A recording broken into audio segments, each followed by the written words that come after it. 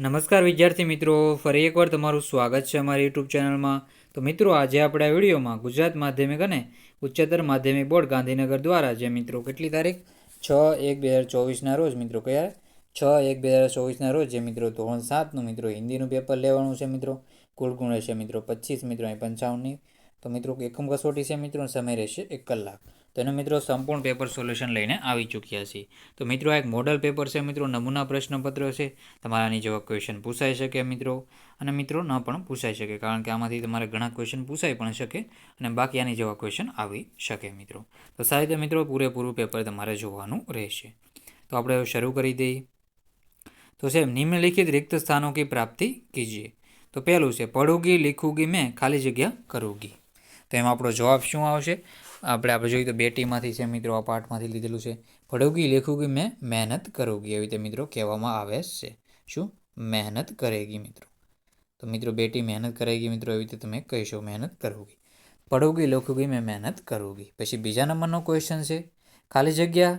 આપણે જોઈએ તો को चूमूंगी नाचूंगी गाऊंगी. તો हवा को શું આન્સર છે? હવા. હવા को चूमूंगी नाचूंगी गाऊंगी. તો પહેલામાં આન્સર છે પઢूंगी लिखूंगी मैं करूंगी, તો મહેનત કरूंगी શું છે? પહેલામાં છે મહેનત કरूंगी. પછી છે આ બીજાનું છે મિત્રો હવા को चूमूंगी नाचूंगी और गाऊंगी. તો આ મિત્રો બીજાનો આન્સર રહેશે. પછી ત્રીજા નંબરનું છે ધરતી પર ચમકूंगी मैं ખાલી જગ્યા करूंगी.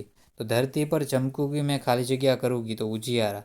શું? ઉજિયારા करूंगी. તો આન્સર રહેશે ઉજિયારા.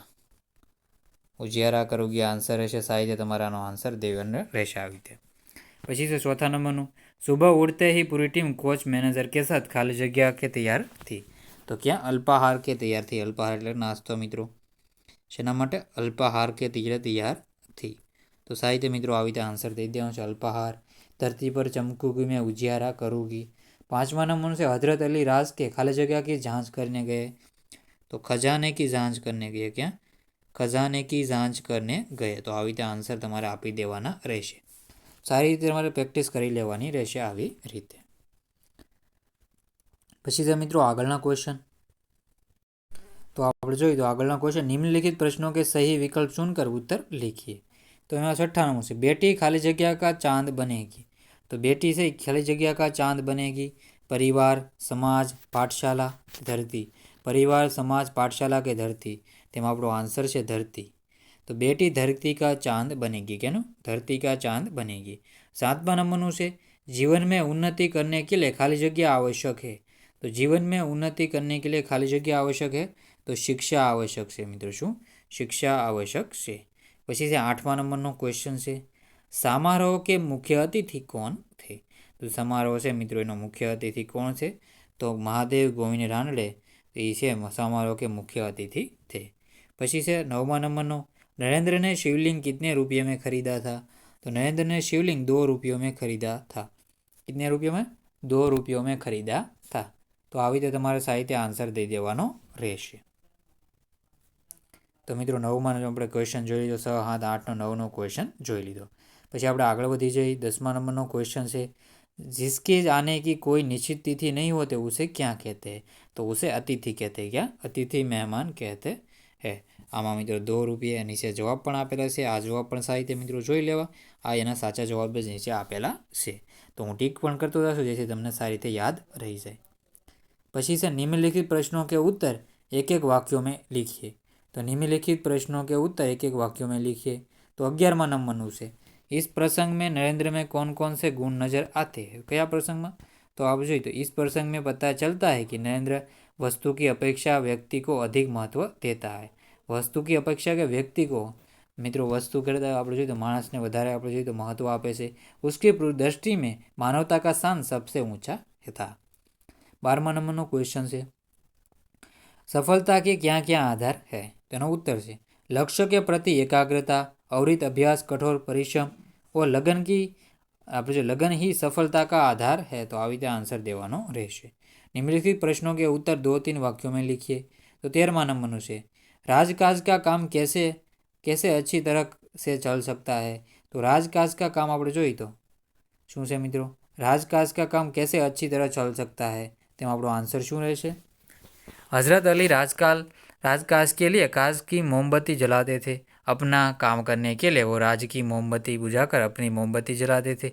निजी काम के लिए राज की मोमबत्ती जलाना उनकी नज़र में चोरी और हरामखोरी थी। राजकाज की हजरत अली जैसी प्रामाणिकता रखी जाए तो वह अच्छी तरह से चल सकता है। हजरत अली के सरदारों को मोमबत्तियों के बारे में क्या बताया? तो मित्रों આપણે જોઈએ तो हजरत अली ने दोनों सरदारों को मोमबत्तियों के बारे में कहा कि जब तक वे राज का करते थे तब उन्होंने राज की मोमबत्ती जलाई। जब उन्होंने निजी काम शुरू किया तब राज की मोमबत्ती बुझा दी और अपनी मोमबत्ती जलाई। अगर अपना काम करते समय राज की मोमबत्ती जलाते तो वे चोर या हरामखोर कहलाते। हर एक आदमी को चोरी और हरामखोरी से बचकर चलना चाहिए, फिर चाहे वह अमीर हो या फकीर। साहित्य मित्रों आ रीते आंसर करी लेवो।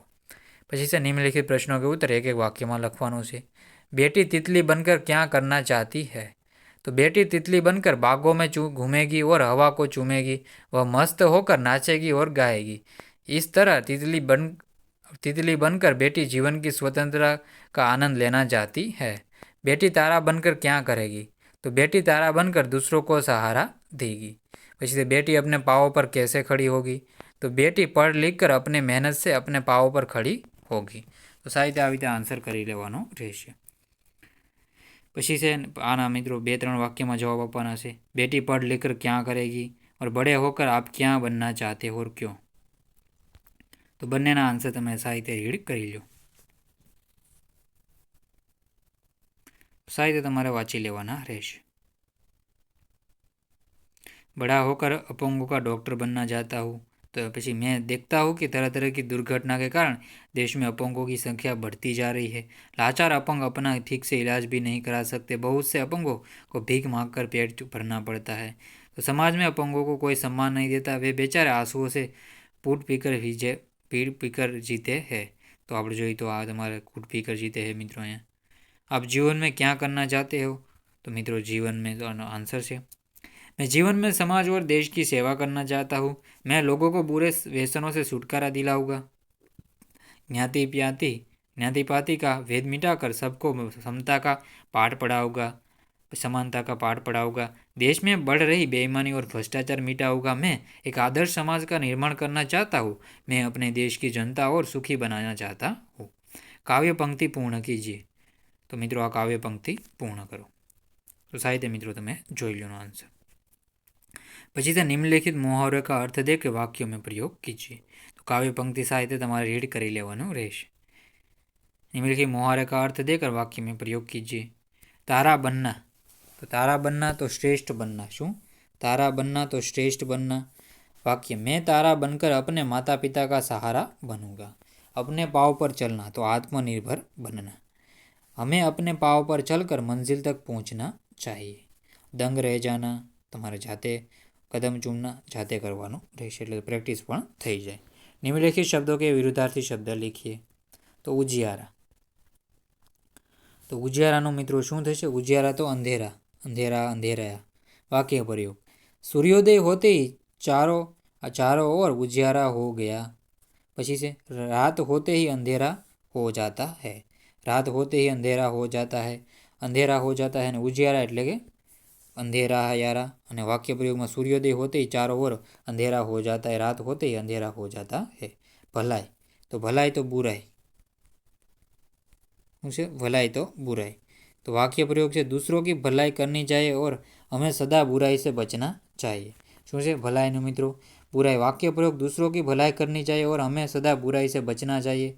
उजियारा तो अंधेरा है वाक्य प्रयोग से। सूर्योदय होते ही चारों ओर उजियारा हो गया। रात होते ही अंधेरा हो जाता है। पछी सुबह तो मित्रों शाम थशे नो जवाब। सुबह तो शाम। प्रारंभ तो अंत। गरीब तो अमीर। तो गरीब तो शू थशे? अमीर आंसर रहेशे। अने ओलो छे प्रारंभ तो अंत आंसर रहेशे। सही वाक्यांश सुनकर पूरा वाक्य लिखिए। छोटा बच्चा सामने से आ रही मोटर से। तो शू मित्रों? छोटा बच्चा सामने से आ रही मोटर से कूदने वाला था मित्रों। तो एमां जवाब शू आवशे? बहुत दूर था, बिल्कुल बेखबर था। व्यक्ति वस्तु से व्यक्ति का। शू मित्रों तमारे हाथे आंसर देवानुं छे। पछी से हजरत अली राज के खजाने की क्या निगरानी करने गए थे। तो साहित्य मित्रों आंसर देवानो रहेशे। પછી निम्नलिखित शब्दों के समानार्थी शब्द लिखिए। कामयाबी तो सफलता, ख्याल तो विचार, प्रसिद्ध तो विख्यात, लगाव तो प्रयत्न, द्वार तो શું द्वार लगाव प्रयत्न તમારે જાતે દેવાનું રહેશે। બાકી लगाव અને દ્વારનું તમારે જાતે દેવાના આન્સર રહેશે। પછી निम्नलिखित परिचयों का अनुवाद कीजिए। एक बार अवंती के देश में 3 व्यापारी आए। तो एक बार अवंती देश में 3 व्यापारी આવ્યા। राजदरबार में उन्होंने प्रार्थना की कि उनके प्रश्नों के उत्तर दिए जाए। પછી રાજદરબારમાં આપણે જોયું તો તેને કહ્યું કે અમને આપણે જોઈએ અમારા પ્રશ્નોના જવાબ મળે। कोई भी दरबारी व्यापारियों के प्रश्नों का उत्तर नहीं दे सका, कोई पण एनो जवाब न आपी शक्યું। यहाँ तक कि राजा भी उलझ में पड़ गया, राजा भी विचार में पड़ी गया। तब किसी ने कहा कि अवंती को बुलवाया जाए, वही उनके प्रश्नों के उत्तर दे सकता है। તમારે જાતે મિત્રો આનો આન્સર દઈ દેવાનો રહેશે। તો મિત્રો બેસ્ટ ઓફ લક તમારી એક્ઝામ માટે। સાહિત્ય મિત્રો ધોરણ 7 હિન્દીનું પેપર જોઈ લેજો।